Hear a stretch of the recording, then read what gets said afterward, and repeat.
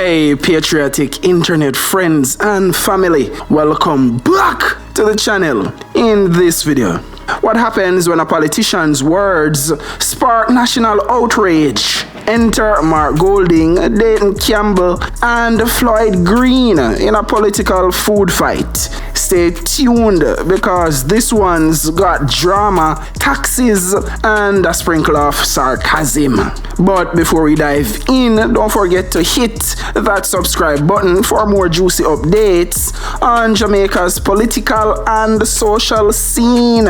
Welcome all patriotic Jamaicans. The movement continues. Make we get into it now. Let's kick it off.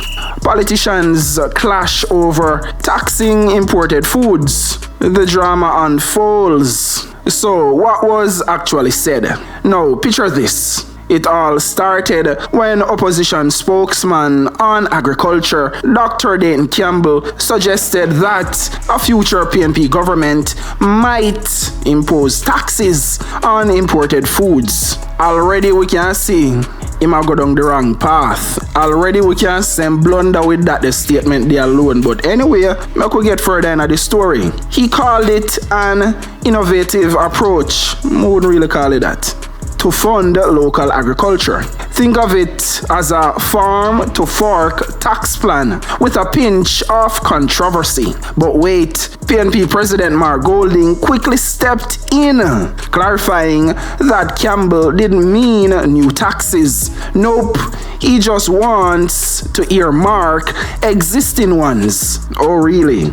Golding even accused the JLP government of ruining local farming with liberal import licenses that turned Jamaica into a dumping ground for foreign produce. Serious accusations, right? But how does the government respond to all this? Oh, you won't believe their counter arguments. Let's get into it. Government fires back. Enter Minister of Agriculture Floyd Green, swinging harder than a machete in a cane field. He labeled Campbell's tax proposal as impractical and outdated, claiming it would drive up food prices and hurt Jamaican pockets. Obviously, if you increase the tax on imported food price have to increase. And the day-to-day Jamaican already a struggle enough as is. Obviously, you not take rocket science to figure that out. You don't have to be an economist or the finance minister. If you know, say, if you put new taxes on imported food, all the imported food prices are going to go up because the wholesalers and the retailers, the people them we import the food and the goods, them will pass on the increased tax onto us as consumers. Basic economics. And here's the kicker. Green warned that in our globalized world, such a move could trigger retaliatory tariffs. Imagine Jamaican patties costing more overseas. Green didn't stop there. He criticized Campbell's suggestion to ban imported onions and Irish potatoes within 2 years. According to Green, this reckless idea would lead to shortages, skyrocketing prices, and a hungry, angry Jamaica. He even bragged about his government's national onion program, which supposedly grew 13,455 tons of onions in just 3 years. Impressive, maybe. Is it enough? That's another story. But is the PNP's plan truly reckless? Or does the JLP have skeletons of their own? Let's dig deeper. Whose argument holds water? Golding fires back with some receipts, accusing the JLP of collecting 100 billion more in revenue during certain fiscal years without stimulating economic growth. He claimed the PNP's tax reforms, like the employment tax credit, boosted revenue without crippling Jamaicans? A fair point or just a clever spin? You decide. Let me know what you're thinking in the comments. Meanwhile, the JLP's Marlon Morgan went for the jugular, branding the PNP's ideas as inflationary and elitist. He argued that Campbell's plan would hurt the poorest Jamaicans the most, as importers would simply pass on the cost. Ouch. Of course, the importers are going to pass on the cost to the everyday average consumer. That's a basic economics again. So we are left with a standoff. One side promises to empower farmers and cut imports, while the other warns of financial doom and gloom. Who's right? It's anyone's guess. But one thing's for sure, the debate isn't over. Here's a summary of the highlights and key points. 1. Dayton Campbell's proposal. Tax imported foods to fund local agriculture. Ban onions and potatoes within 2 years. 2. Mark Golding's clarification. No new taxes. Earmark existing ones for farming development. 3. Floyd Green's critique. Proposal is reckless, could lead to shortages, higher prices, and retaliatory tariffs. 4. The bigger picture. JLP's import policies versus PNP's agricultural vision. 2 opposing strategies for Jamaica's future. Now let's get into my breakdown, my reaction, and my commentary. Come, Marky G, come save Dayton Campbell cause he just putting foot in my mouth. Me don't know what kind of statement that day. That could never be a good idea. Me don't know if Golden did co-sign when he say. I say, yeah man, you can't say it's a good idea cause the PNP start the election campaign, towards this year general election. And apparently, Dayton Campbell feel like this would be a good idea. Alright, just imagine if the JLP did say the same exact thing. How the PNP would have ripped them to shreds. Literally, and burn them out and say, see it, and them want third term, they're not ready. They want raise more tax for Uno, and they already have Uno suffer. The PNP would have ripped Labour right to shreds. So me know Labour right now go just make this slide, cause this is a blunder. Basic economics is if you increase taxes on all imported food, the importers are gonna pass on the increase to the consumers. So when me got wholesale and supermarket, if food are gonna go up, skyrocket, you already feel like every time you go supermarket or wholesale, like every week, the food price increase. I swear. So Campbell just said that sharing thoughts in future plans for when the PNP go in a government, for tax imported foods, cause he say he want to use it to create a dedicated pool of funds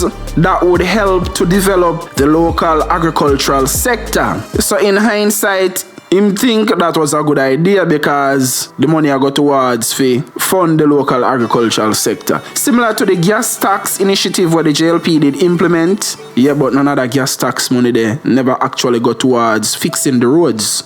But this was never a good idea, Dayton Campbell. Trust me. This is a major blunder with your utterances and you basically put your foot in your mouth. Cause Golden did that try explain and I say, oh, it's an innovative approach. It's not an innovative approach. Uno just basically a show say, uno hungry for power and uno don't have a clue, uno don't have no new ideas, uno don't have no transformational policies to move the country and the Jamaican economy forward. Me honestly, and this is my opinion, me honestly believe say, the whole political system, how you select specific candidates for each portfolio, me feel, and my opinion again, if you don't have a degree related to that ministry and that portfolio, you're not supposed to have it. And that's one of the major problem, We have these lawmakers where majority of them are lawyer and you don't have your law degree don't match your portfolio because you're a lawyer by trade and by profession. So, for example, where a lawyer are gonna know about agriculture, you in a courthouse every day with lawyer, jury, and judge. Where you know about agriculture? Where a minister of national security with a law degree, how that will help fight crime? Your degree don't match your portfolio. Me feel like so that's one of the reason why the politician them struggle to come up with basic ideas to actually fix the country's woes and economic problems. Again, I am no expert. This is just my opinion. I just put it out there because I don't understand how these people then go to college, then claim say or they feel like them brighter than the 99% of Jamaicans. Yet we expect these said smart individuals to solve the problem because we don't have no fancy degrees, right? When I graduate from UER, whichever university, doctor this, doctor that, and for some reason we don't feel to solve and fix the country. I don't know. Mark Golding is a liar, so check if Mark Golding law degree matching portfolio we have. And me telling you say that's the reason why the government is so inefficient and so ineffective. A lot of these politicians then degree don't match them portfolio and their ministry.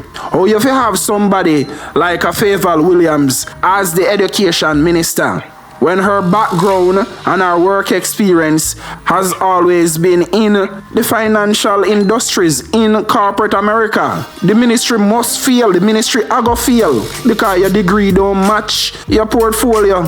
And that is why a lot of these politicians struggle. Floyd Green is the agriculture minister. His degree should be in agriculture science. And I bet you say, if they did start take the approach there, we would have a far better, robust, and a better economy. Because you'd actually have expert in the field and manage the right portfolios. But that is not the case with our politics. Dr. Horace Strong is a doctor, a trained medical profession, but yet he have the security portfolio. That don't make no sense. He should be the Minister of Health. I wonder if you don't get where me I come from. This is why how a man where is a medical doctor, how him to fight crime. Him have no combat experience. And more importantly, Dr. Dayton Campbell is actually a medical doctor. Yo, you can't make this up. Like you literally can't make this up. And he is the opposition agriculture minister. Ah boy, you can't make this up. Even though each individual ministry supposed to have, and this is an assumption because I don't know, supposed to have experts for all of them portfolio there with qualified degrees for that exact portfolio. You see me, where I advise these people with their medical degree and their lawyer degree, you see me, how to actually run and deal with the ministry. You have to have experts in the field that advise them. Trust me, cause there is no way you can send a plumber to do an electrician job. And before anybody misconstrued what me I say, I actually know the real historicity of politics and how it all started in Greece. Yes, I know the whole Greek history of politics and the type of people who the Senate were comprised of. And politics has always been like this from back in Athens in ancient Greece. Yeah, we know that. Yes, we know. However, separate and apart from that historical fact, me just not see the sense for a lawyer be the agriculture minister. It just, make no sense to me. Just look into what me I say. Take what I say with a grain of salt, because you don't know already. We're not too bright and we're not too dunks, but we have common sense. And we can assess things for what they really are and, give an alternative viewpoint.